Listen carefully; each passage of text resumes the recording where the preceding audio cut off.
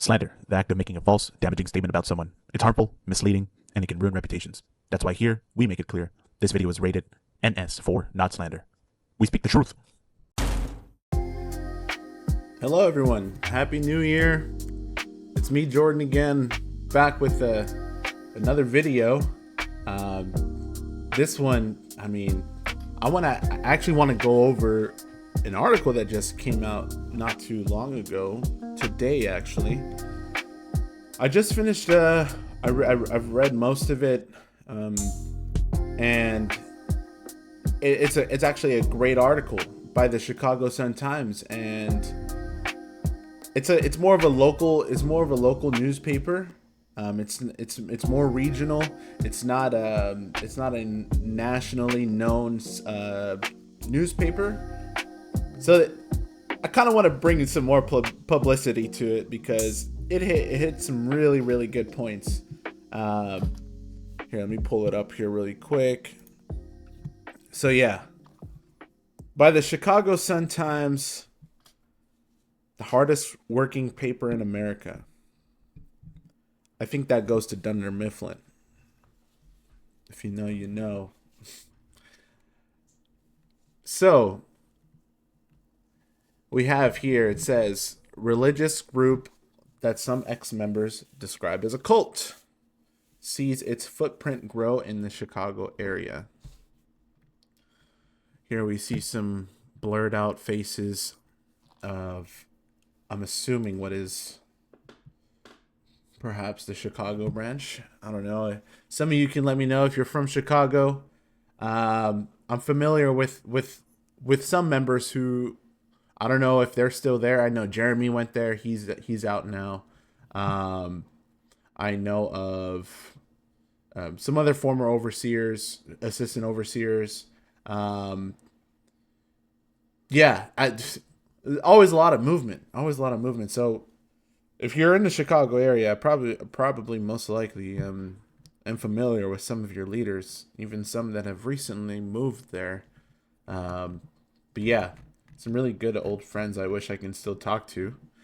But yeah, let's get started with this article. We're gonna go we're gonna read. I'm practicing my reading skills in this Happy New Year. Hope you guys are having a pretty good New Year so far. As you can see, I still got the Christmas tree up, so we're still in the Christmas season. In my mind. All right, so here, let's go. It says, a religious organization described by some former members as a doomsday cult has been quietly expanding in the Chicago region in recent years, with at least 4 churches now in the suburbs. A site in the loop and local charitable events such as blood drives that obscure the controversy dogging the group.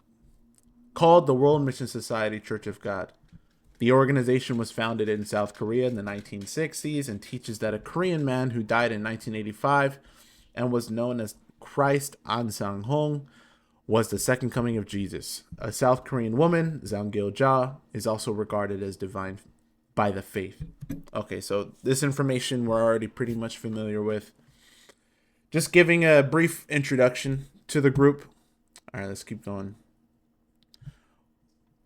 While the group identifies as Christian, right, that's how they identify themselves. They really try hard to be looked at as Christian, regular Christians, but we all know that's not the case. While the group identifies as Christian and publicly preaches love and volunteerism, court records and various ex-members portray it as a money-fueled operation that falsely predicted the end of the world, helped isolate members from non-believing friends and relatives, arranged marriages for congregants, and at times pressured pregnant members to get abortions. As you know, all this stuff is alleged, but however, we have so many people coming out now, and there's so many people speaking out, and it backs up. They're all backing up these claims, and where there's smoke, there's fire. Where there is smoke, there is fire. And we have all these people coming out and saying, yeah, they do arranged marriages. members. You guys know this. You guys know they do arranged marriages. Um, it's a cult. Like, no regular Christian church is going to do that. No, not a chance. Not a chance. Um, you have multiple people coming out saying how, due to time needing to be spent in the cult, this is what separates them, between their friends and family. Um, it separates them from their loved ones, because members have to spend all these time. We've gone over it even briefly on this channel about how this group is really a high demand and high control group.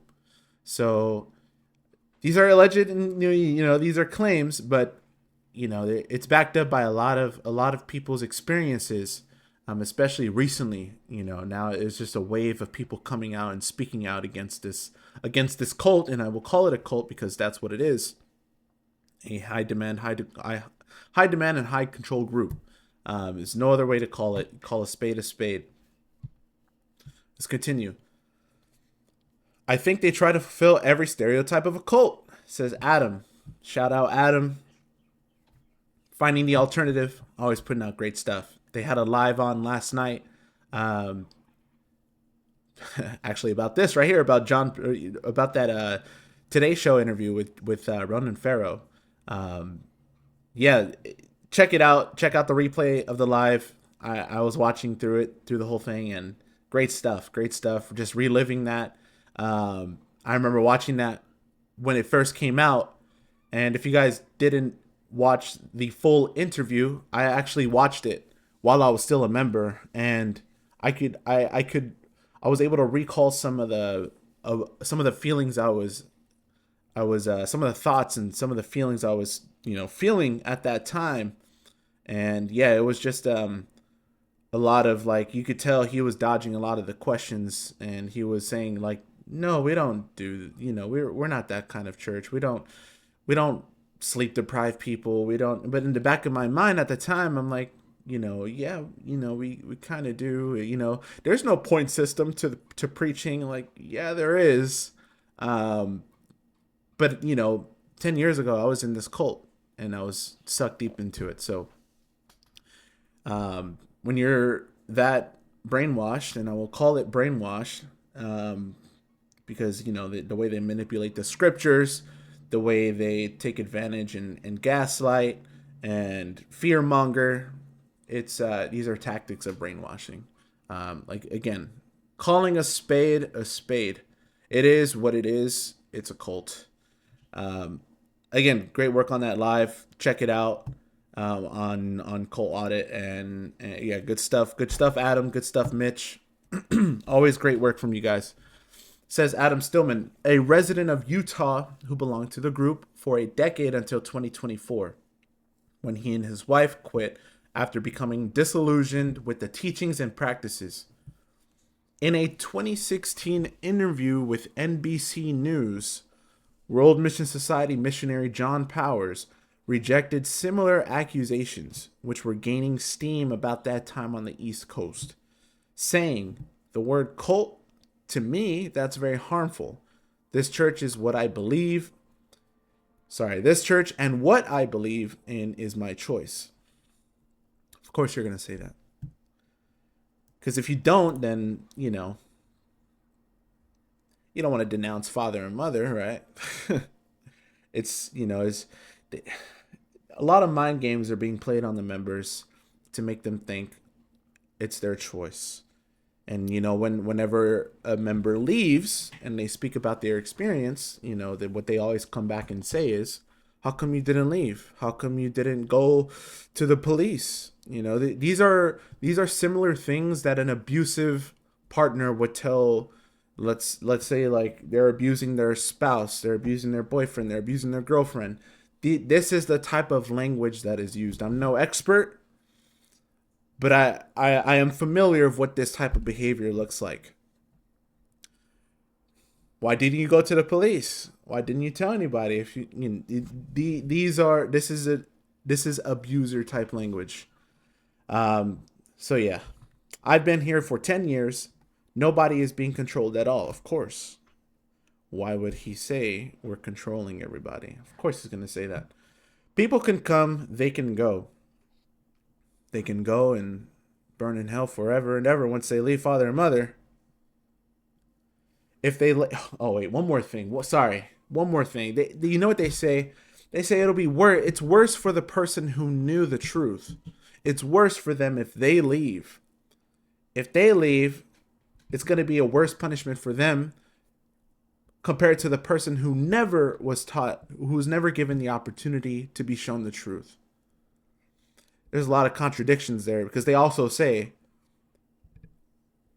at the point when everybody hears the truth, at that point when everybody in this world is preached to, that's when Father will come back and will be saved. I've heard of that teaching before. I don't know if any of you in the audience have heard that the same thing as well. So they kind of contradict themselves a lot. All right, let's continue. Sorry, I feel like I'm rambling a little bit. I apologize. I've been here for 10 years. Nobody is being controlled at all. People can come, they can go. If they label us a cult, every religion has to be a cult. No. Where's it going to end? If we're brainwashing you because we show the Bible, what about the Protestant church down the street? What about the Lutheran church down the street? We all know, and it's very clear and very evident, what the clear differences are between the WMSCOG and the Protestant church down the street. The Protestant church down the street, they will welcome people, even people who just walk in. They just need to pray and sit down and, let's say they're having a hard time. They're having difficulties with their with their life, with their family, with their relationships. They could just walk into a random Presbyterian church, I'm sure, a Lutheran church, go sit down and pray. Probably the basic thing a church should offer, right? A place for a random person to walk in and pray.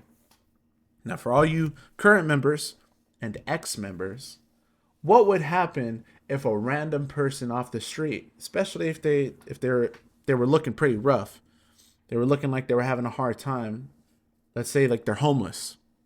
Let's say a random person walks in and wants to go have a place to just pray to God, have a one-on-one with God, have a deep connection with God.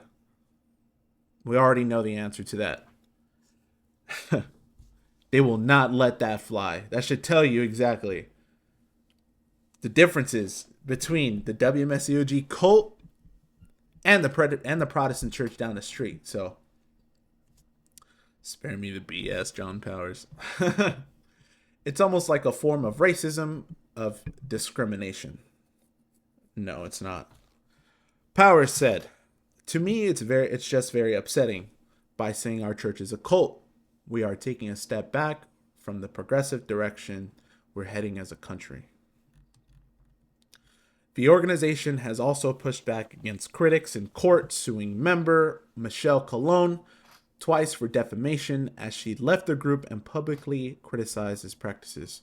Yes, we are now all aware that the church sued Michelle Colon first. As it says in the Bible, I believe in the letter of 1 Corinthians, I think, or Romans, Paul writes about not suing your neighbors. So the church claims to follow the Bible 100%. That's strike one. That's really like 100 strikes. Let's continue. Shout out Michelle Colon, man. Michelle Colon, that examining WMSCOG website, key. Super key in all this. Let's see. The organization has also pushed back against critics in court, suing former member Michelle Colon twice for defamation after she left the group and publicly criticized his practices. Those cases were eventually dismissed, and Colon has litigation pending against the World Mission Society, in which she accuses the group of, among other things, hacking her online and violating her free speech rights by trying to silence her with its defamation lawsuits. This is what abusive organizations, this is a tactic that they will regularly use to try to silence people. And it does not seem like a Christ-like church. Not at all. Not at all. You can see it's very clear and very evident. This is not a true Bible practicing, Jesus following Christian church. They are frauds. The Church of Fraud. Among other things, Cologne has portrayed the group as exploitive in seeking donations of time and money from members. It's true. Powers wouldn't speak to the Chicago Sun-Times, but his group released a statement that said, "Our local churches are composed of individuals who gather for worship, study, and service within their communities. Participation is voluntary and reflects personal conviction developed through individual study and reflection." Everybody, what is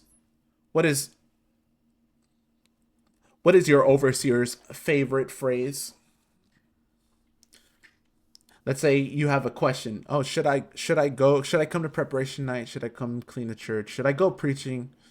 Should I do this? Should I do that? I know you're thinking of one phrase, and I'm thinking the same thing. According to your faith. This is how they get to say, no, we don't force anybody to do anything. We don't force anybody to preach. We don't force anybody to come to these cleanups, blood drives. We don't force anybody. What do they say? It's according to your faith. So if we look at WMSCOG cult teachings, if you do not have faith, if you do not have strong faith to do these things, let's say for one example, if you do not have strong faith to go preaching, what does the WMSCOG teach that you are? That you are a bad tree. How do they manipulate the Bible and explain about those bad trees, those bad branches? They would get thrown into the fire. That is just one example. One example. I'm sure we can think of many, many others. Pretty sure you who are listening know of many, many other examples, many situations that you've been through personally that can attest to this. According to your faith really means, yes, you must, or else you're not a true child of God. You're not the true servant. You're not a true heavenly family member. So yeah, according to your faith. Come on, man. All right, let's see. Where were we? Participation is voluntary and reflects personal conviction developed through individual study and reflection. As with many religious organizations, there is a wide range of online commentary and opinion about the church. While individuals are entitled to their views, allegations that have circulated over the years have been repeatedly examined and found to be unsupported by facts or outcomes. Such claims do not reflect the church's beliefs, practices, or mission. All this is, they're just trying to save face. They're completely disregarding everyone's experience, everyone who expresses their experience within this cult, and they're just dismissing it. That's what this reads like. Like all faith traditions, religious belief involves personal conscience and individual understanding. People may interpret or apply teachings differently, and the actions or statements of individuals, past or present, do not define or alter the church's doctrine. Rather than engaging in controversy, the church remains focused on its core purpose: worship, spiritual education, and contributing positively to the communities it serves. Across regions, local congregations continue to engage in service-oriented activities that promote responsibility, compassion, and community well-being. So yes, we all know about how this church loves to beg for awards. They beg for media attention. They go right against Jesus' teachings when he's saying you're supposed to do these types of things in secret and not seek praise. However, once again, cult is gonna cult, and they do the exact opposite. And we have people who were leaders that have been out now, ex members, who have record of reaching out to many news outlets, newspaper companies. Please cover us. Please cover us. Please cover this blood drive. That's all they care about is positive, public, just positive PR. Their PR, like, man, they really do care about the way their image looks, the way they are perceived. But yeah, we all know how they really are on the inside, and it's yeah. If you want to, if you've never been a member, just go try to walk in there and just experience it for yourself, and you'll see. And all right, let's continue. In Chicago area, WMS grows. Officials with the organization wouldn't answer questions about its size locally. I wonder why. But what's undeniable is that the group's footprint has been expanding in the region and elsewhere, at times with help, even if unwitting, from mainstream denominations, the Sun Times found. In 2024, I don't know if I'm butchering this, the Diocese of Buffalo, the arm of the Catholic Church for part of New York State, sold its sprawling seminary complex to the WMSCOG for more than $4 million, as the diocese was mired in bankruptcy proceedings brought on by clergy, sexual abuse claims that have rocked the Catholic Church across the country. A spokesman for the diocese says the property was sold to the highest bidder as was required, and that given the diocese Chapter 11 status, these matters are governed by the federal bankruptcy court. We are aware of what some have alleged concerning the group. All of the sacramental aspects of the seminary were removed prior to the sale. The diocese has no further claim or prerogative with regard to the facilities or property. That's wild. That's 4.2 million. Man. I think this has been covered, I'm sure. They've purchased $4.2 million worth of property. I think they're building some type of school, or it's already built and they're still putting it together. But very, very interesting. There's some we'll wait for that to come out. But some things coming up in the future regarding this place, and it's pretty interesting for sure. All right, let's continue. Locally, World Mission Society churches in Naperville and Oak Lawn were bought from evangelical Christian congregations, respectively, in 2010 and 2023, real estate records show. Also, within the last few years, the World Mission Society moved into a former Presbyterian church in Niles that, as with the site in Naperville, sits on a major thoroughfare providing high visibility. Facing dwindling membership, the Presbyterian congregation in 2022 sold to a nearby business, which then sold at least part of the church property to the World Mission Society, according to records and interviews. A historical timeline on the World Mission Society's website says that in 1999, as the gospel began to spread to the United States, it soon reached Illinois, starting in a house church. You also know what else happened in 1999. They predicted the end of the world. That was really big in Korea. Another failed doomsday prophecy. Look that up. It's pretty interesting. There's a video too, somewhere on the World Wide Webs. It's about to the it's like a Korean journalist, news station, whatever it is. They tried interviewing the church. They tried going inside the church to ask him about this. It's a whole crazy thing. Check it out if you can find it. I'll try to link it if I can find it, for sure. 2 years later, after much prayer and preaching, the first generation of members were finally able to establish a building in Bloomingdale, a western suburb. That was on property purchased from the local fire protection district, records show. By 2010, the church history says, by God's grace, members were found from all around the Chicagoland area. I guess that's their that's one of the church buildings in the Chicago area, huh? 2 years later, an office church was established in the Loop, home to university students, workers, and locals, according to the group's website, nodding to the church's evangelization. I'm butchering this, I don't know why.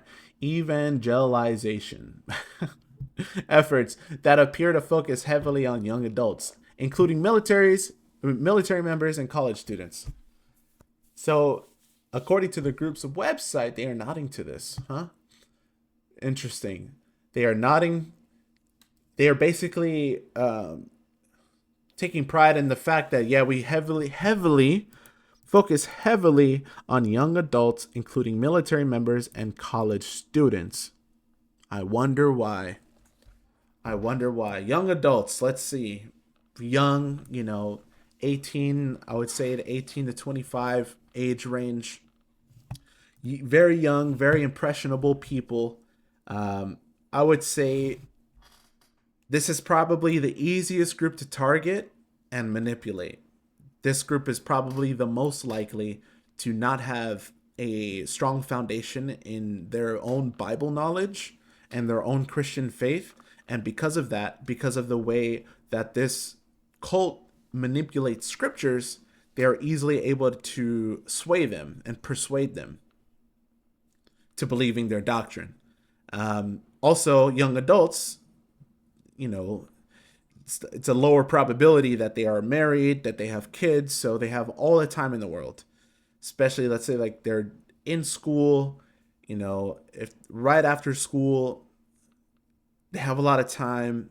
They don't have, if you're in school, you're just focused on school. You're probably sucked into doing that. And then the rest of your time is probably most likely going to be devoted to the cult if you're going to be a strong member like that.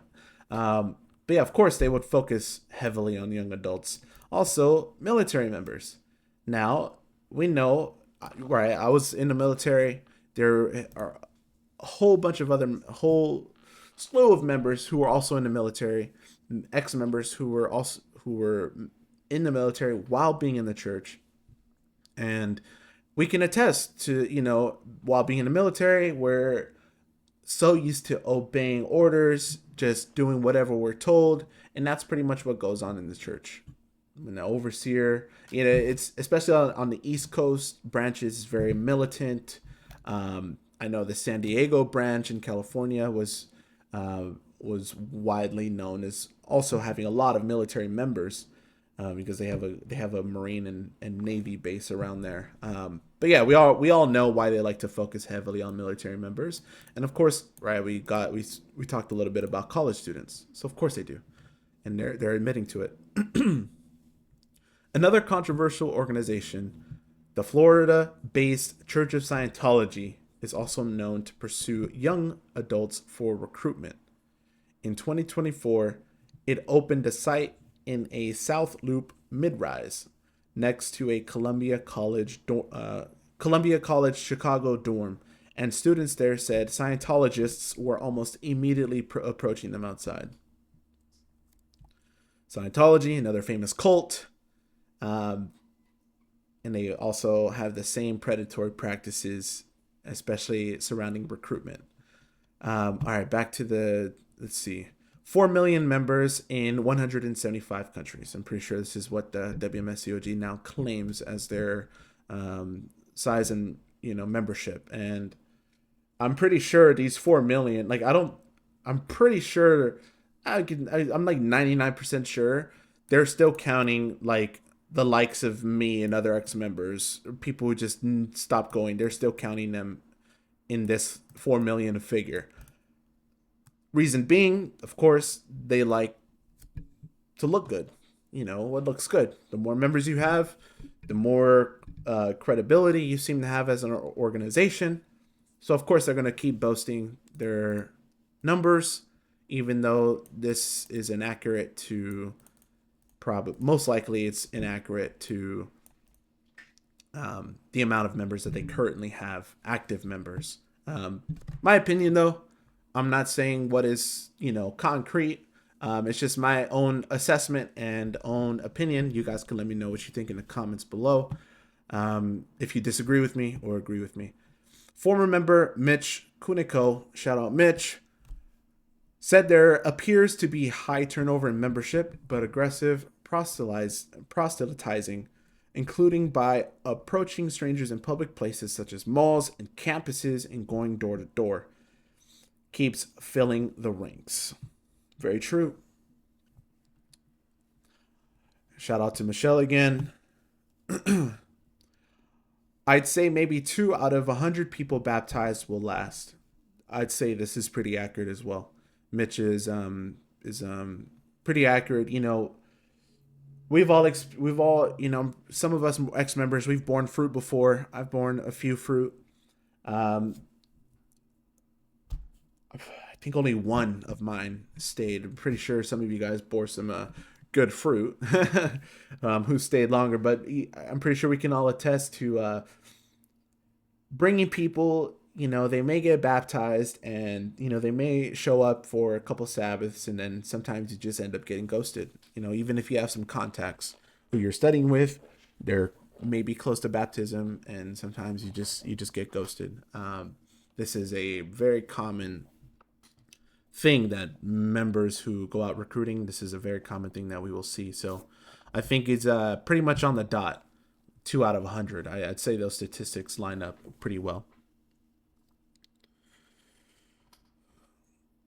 But those two will bring in numbers. Yeah. So yeah, 2 out of the 100, right? Will probably be solid members, tithe and preach as well. And that's how they grow. Nobody can top the WMSCOG on evangelism. They really try. Kuniko said, noting that it teaches salvation is dependent on bringing people in and saving souls. You want to be a good tree. You want to be a good tree. You don't want to be a bad tree, a bad branch, and get thrown into the fire. So get to preaching. The World Mission Society's website says that the group now has 4 million members in 175 countries and about 7,800 churches. Another spiritual movement that started in South Korea is considered unorthodox by mainstream religious standards. The late Sun Myung Moon's Unification Church, the Moonies, has claimed 10 million members worldwide, with Moon regarded by his followers as a messiah who was known to preside over mass weddings, arranged marriages. Same thing the church does. Rick Allen Ross, an author who created the nonprofit Cult Education Institute and has helped families extradite loved ones from groups they regard as cults, says he and others use several main factors to determine whether a group is one. Rick Allen Ross, I recall his work, and this was probably 10, 15 years ago. He's pretty active, in producing content against the WMSCOG. So if you can find his stuff, he offers some pretty good insight. And with regards to like the inner workings of a cult and showing how this place is, it displays obvious behavior of a, high demand, high control cult. If leaders are an object of worship and groups enlist coercive persuasion to gain undue influence and then use that to exploit or do harm to members, they fit the pattern of a cult, he says. Again, it's clear as day. Good job, Rick. Referring to the World Mission Society Church of God, Ross says, not only are they a cult in my opinion, they are a destructive cult. I agree. A number of former members and their families said the group at times portrays critics and non-believers as unclean and a negative force to be avoided, which they say helps explain why so many members become estranged from relatives and friends. Again, this A tale as old as time. We see this time and time again within this group. Again, not really looking like a true Jesus following biblical church. It's clearly a cult. I'm gonna sound like a broken record. It's clearly a cult. An out-of-state woman whose son is still a member of the group in the Chicago area said she hasn't spoken to him in years, as he's essentially cut her and other close family members off. She blames the group, saying they were separating us. It was a very purposeful thing. Meantime, a divorce filing from a Chicago area's member's now former wife in Cook County Circuit Court said neither she nor other family members or friends outside other members of the church are supportive of the man's involvement and continued affiliation with this religious group, which, upon information and belief, is a religious cult. Sad stuff, man. Separating families.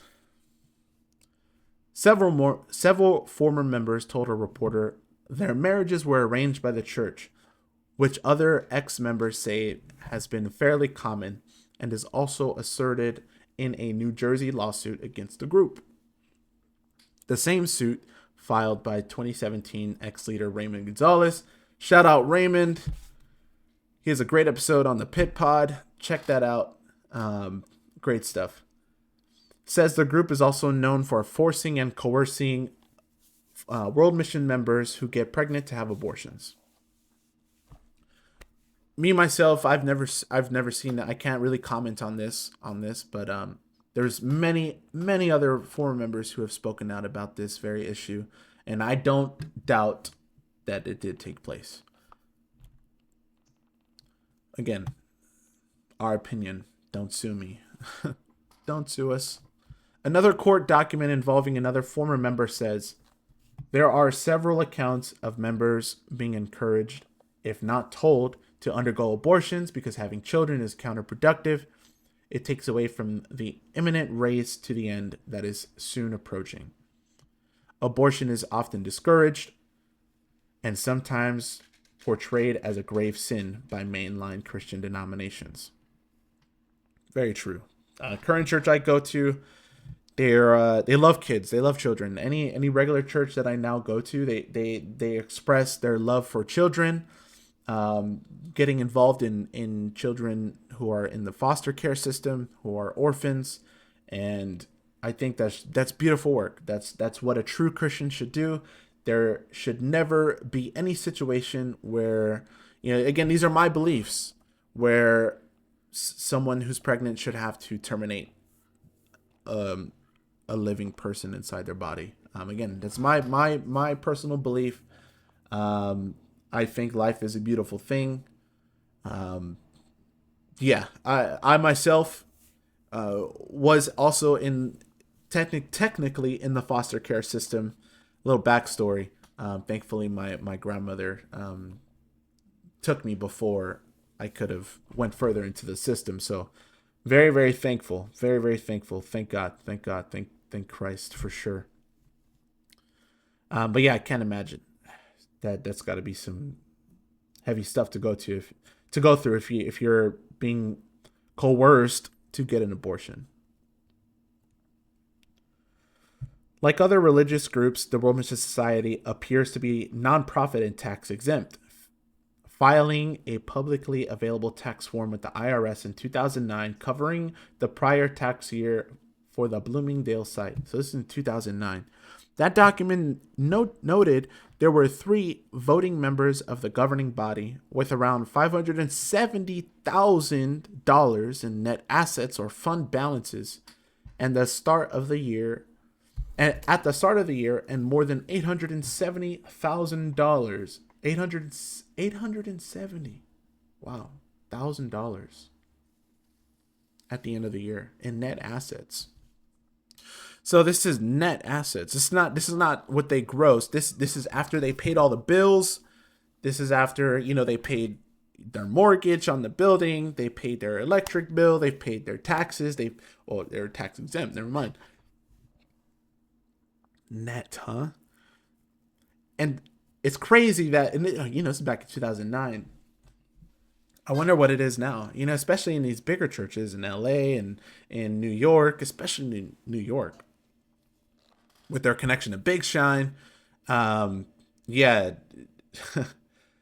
there's gonna be some stuff coming out pretty soon. It's gonna hit this cult really hard. But yeah, former members, current members, you have to pay for cooking, you got to pay for materials, construction, all this stuff. Net assets, wow. They don't even pay their assistant overseers. Not, at least not all of them. That's wild. Shout out Adam. There we go. Preaching, man, brings me back. The document also indicates the Bloomingdale Church may have been involved in helping to pay for the construction of a new worship site in Texas. A website for the group says it now has a presence in all 50 states. So you know what they do, right? They have members. Let's say, I'm gonna give you an example. Let's say Los Angeles, that the First LA branch in Reseda, they'll get a couple together. A couple who's very very faithful, right? And then they'll send them out to, oh, you're going to Kentucky. We're gonna branch out and create a house church there. Now they have a brand new location, so they count that as a brand new location, even though they haven't brought in many new members. There's a lot of these house churches in these very rural areas, and it's very hard for them to recruit, thankfully. And I've also have caught wind of a lot of these house church branches, especially in the Midwest area, have been closing down in recent years. So I am thankful that that is happening. Thankful for the efforts that everybody's putting out online, to fight against this destructive cult that is separating families and, yeah, just causing a whole ton of ruckus. Let's continue. The group's charitable endeavors, from environmental cleanups to crime prevention events, often make it into local media reports without mention of the broader controversies. Of course, right? We've gone over this. They love the positive PR. They love positive press. In 2023, what appears to be submitted content by the World Mission Society was published by a suburban community newspaper, touting the success of a blood drive in Naperville. That same year, an arm of the group called the International We Love You Foundation participated in a Mothers Leadership Seminar. Don't miss those seminars. At a Southside Public High School, according to a published account.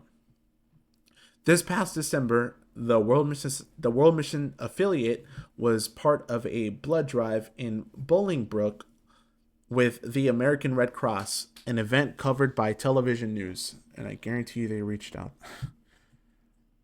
A Red Cross spokeswoman says, "Our work is guided by the fundamental principles of neutrality and impartiality, and we welcome individuals and organizations who wish to support blood donation regardless of background or belief."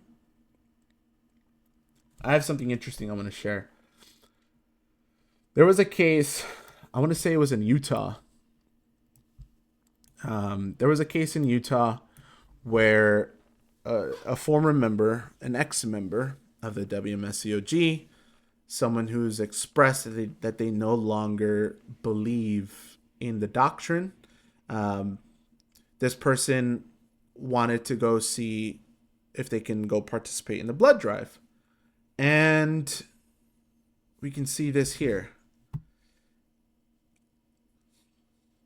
What do you think's going to happen? Let's say if, the church had a blood drive going on soon and I wanted to go. Do you think they would just let me walk on, regardless of my background or belief? What do you think would happen? I don't think it would be pretty. All right, so this is missionary Casey, I believe. Can't remember. I think this is in Utah. Correct me if I'm wrong down below in the comments. But yeah, so this member goes on. I guess missionary. So this member scheduled their blood drive, their donation of blood at the blood drive. They scheduled it ahead of time. And of course, it probably, this overseer, missionary Casey, probably caught wind of it and saw it. So, this missionary was trying to call this ex-member, right? Hello, Casey. I just missed your call. May I ask what this is regarding? It's regarding your scheduled blood donation for tomorrow. All right, so let's see. Did you also invite other people to come to the blood drive that are planning to come? Okay, I'm putting myself in the mind of this overseer, this missionary. He's probably like shitting bricks.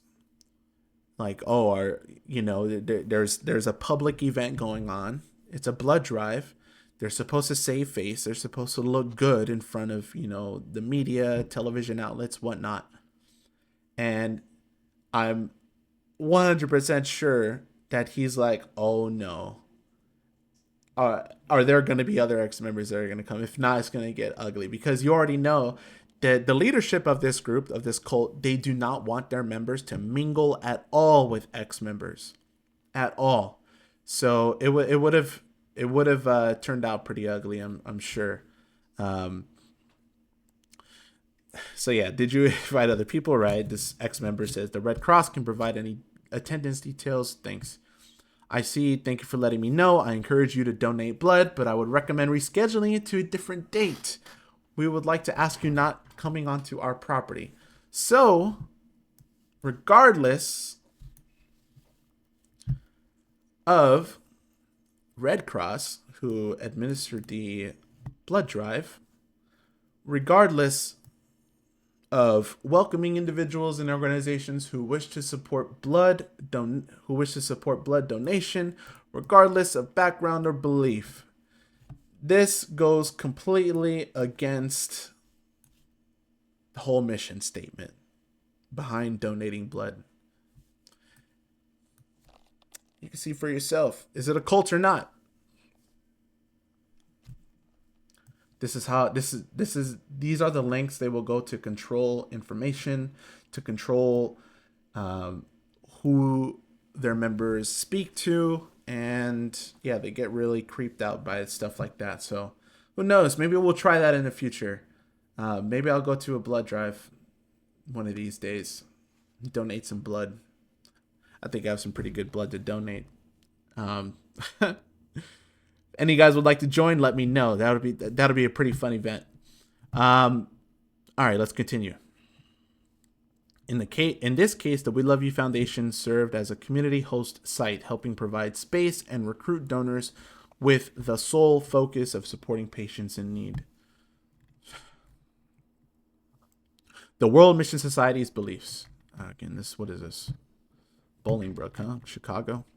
World Mission Society teachings emphasize that humans originated in heaven but were cast to the earth because of their sin, and that people now must follow God's will as articulated by the Bible and the group, with its belief in a mother god in Zangil Jah to attain salvation upon death. The Bible predicts an eventual apocalypse, and former members say the group has wrongly predicted the end of the world, including in 2012, which is why a number of critics refer to it as a doomsday cult. Again, very clear. Several ex-members say that they were taught that someone's position in life may be an indication on their heavenly sin. So homeless people are among those sometimes looked down upon. It's very true. We were all taught this. You cannot deny it. That topic was addressed in a 2024 court filing on behalf of a long-troubled man named Joshua Castellon after he pleaded guilty to, among other crimes, murdering 2 homeless people in Las Vegas in 2018. This is wild. Now in prison, Castellon had been a member of the World Mission Society, and the court filing from his lawyers said, while it cannot be said that the WMSCOG directed Joshua to commit these instant offenses, it can be said that the path to these offenses was paved by his relationship with the WMSCOG. But it should also be noted that Joshua's path, even prior to the WMSCOG, was one filled with the instability that led him to the WMSCOG. There, he was consciously or not taught to disdain the homeless. The group's website, however, mentions initiatives aimed at helping the unhoused. This is wild. So, several layers to this. One, we have this guy Castellon, former member of the WMSCOG, now in prison. He committed this crime back in 2018, murdering 2 homeless people. That's wild. Unfortunately, something like this happened. It's so unfortunate. Um, when you take a look at it, this is what the WMSCOG. This is why they don't just let anybody walk in. This is why they don't like, because they do their best to avoid negative press. This right here is negative press on the WMSCOG. So this is why this points to them really trying their best to have a good image, right? They're not just going to let anybody walk in. Anybody who seems unstable, they're not going to have as a member. This member in Vegas, I don't know the whole situation, so I can't speak on it very much. It's very, very unfortunate when it comes to how the church teaches about the homeless, how they teach us to perceive the homeless. It's not kind. It's not godlike. It's not Christ-like. It goes completely against the Bible. Regardless of whatever initiatives that they have aimed at helping the unhoused, it's very evident, it's very clear that they do not want to be involved with the homeless, especially homeless people going to their branches, going to their church buildings. Like, that is a complete no-go.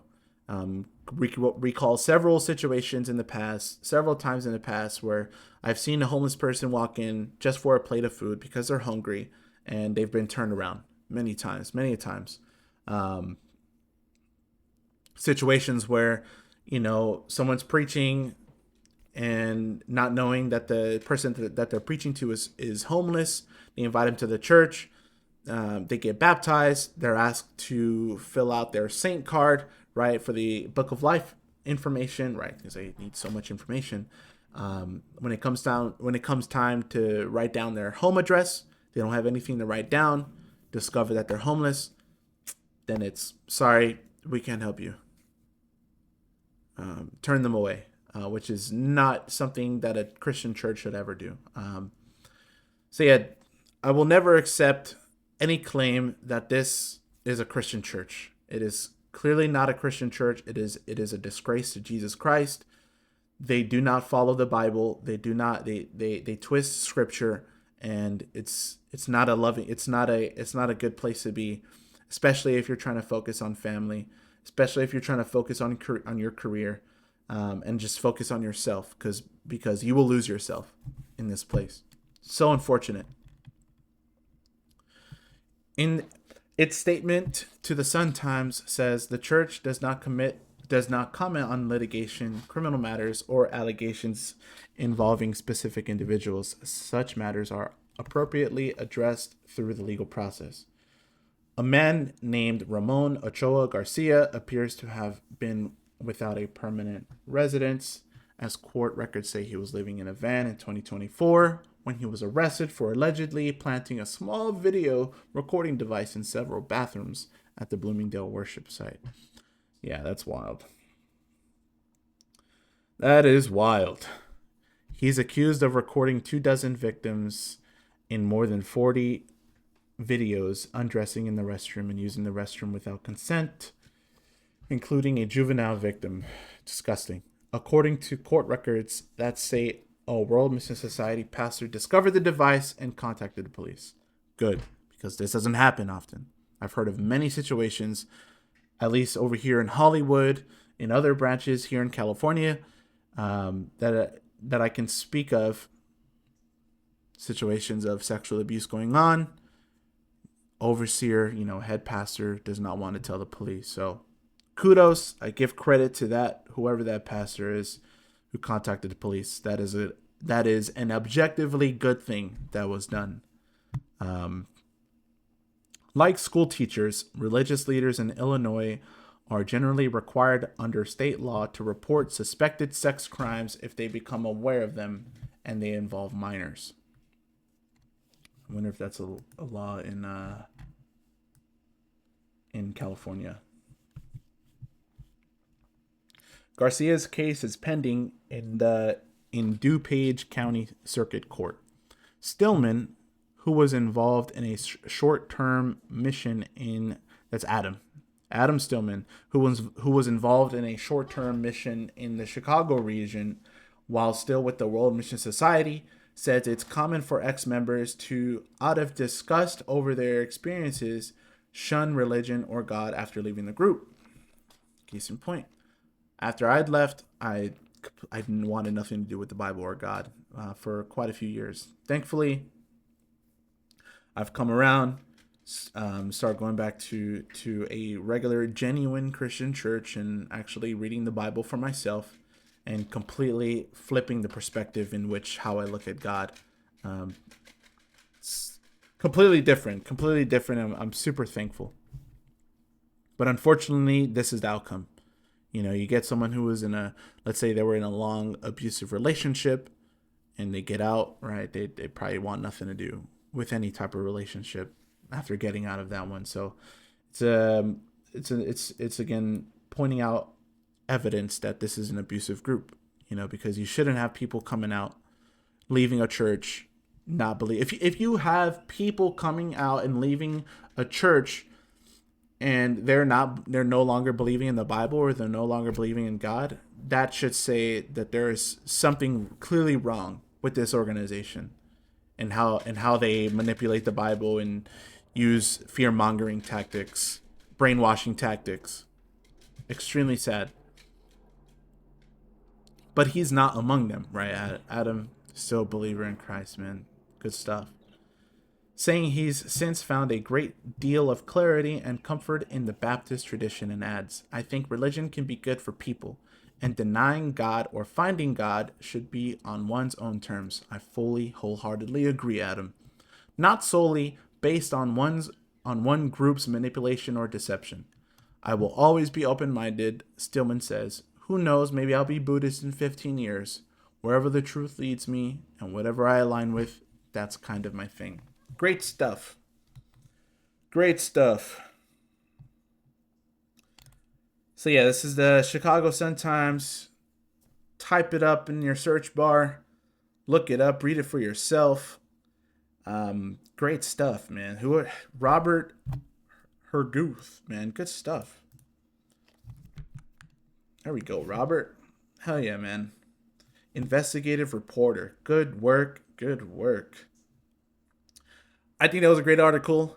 I had a good time reading that and just breaking that down. It's good stuff. Good stuff, man. I am very thankful of all the stuff that's coming out now. I believe that 2026 will be a big year for a lot of people. It's for a lot of people involved with the WMSCOG. I'm extremely excited and happy to see the movement is seemingly getting bigger and bigger. We have interviews coming out left and right from Edgar. We have Adam putting in work. We have Mitch coming out with new stuff. We have new Instagram pages popping up. We have new YouTube channels that are being created. And the effort it seems like it's just it's getting bigger and bigger. So let's ride the wave and let's help as many people as we can. I'm thankful for all the work that you guys do, and yeah, just let's keep it up. And yeah, I'll catch you guys on the next one, guys. Again, Happy New Year. I hope you guys all have an amazing 2026, and I will catch you guys on the next.